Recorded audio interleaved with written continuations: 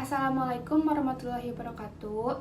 Perkenalkan, kami dari kelas AB4509 akan mempresentasikan tugas pemasaran dengan judul Implementasi Marketing Mix dari brand Adidas.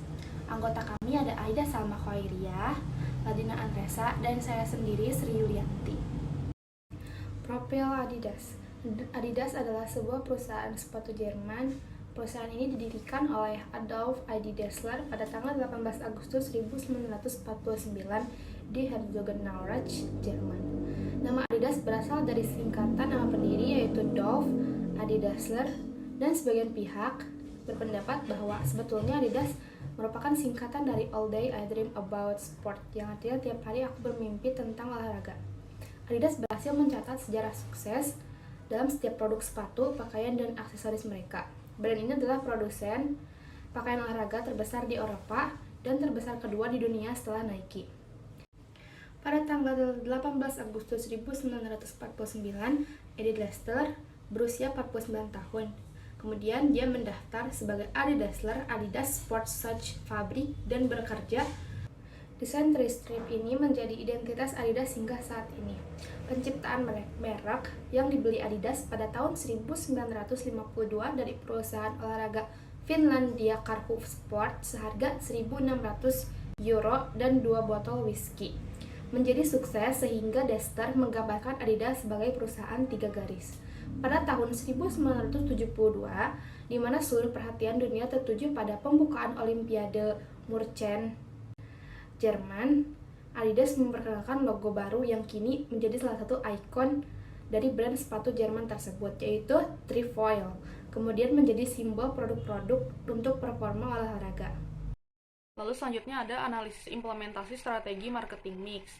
Analisis ini terbagi ke dalam 7 komponen, yaitu product, price, promotion, place, people, physical evidence, dan yang terakhir adalah proses.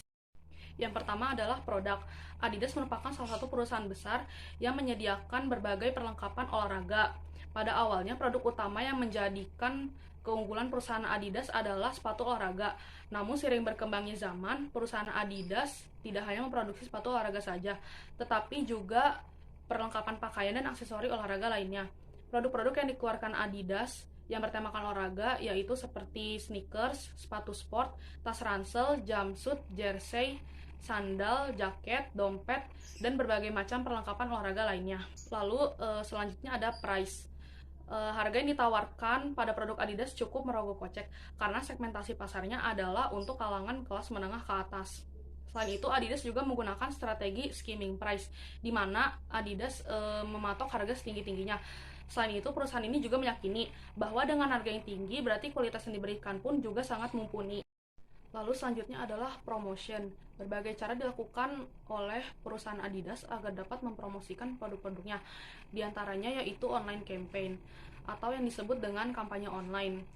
Kampanye online ini dilakukan dengan cara mempromosikan produk melewati aplikasi-aplikasi tertentu, yaitu seperti YouTube, Instagram, dan Facebook. Lalu selanjutnya adalah sponsorship tim sepak bola terkenal. Sponsorship ini dilakukan oleh perusahaan Adidas, yaitu dengan mengundang para sepak bola terkenal sebagai brand ambassador dari produk-produk Adidas. Lalu yang terakhir ada diskon di momen khusus.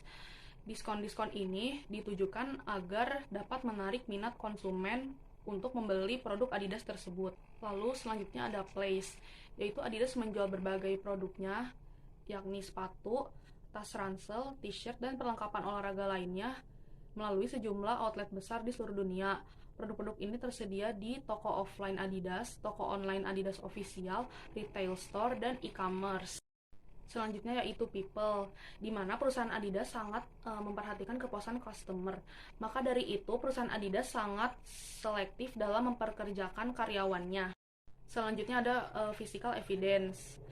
Perusahaan Adidas mengembangkan kemasan produk dan tampilan fisik tempat usaha agar para pelanggan tertarik dengan produk yang dijual.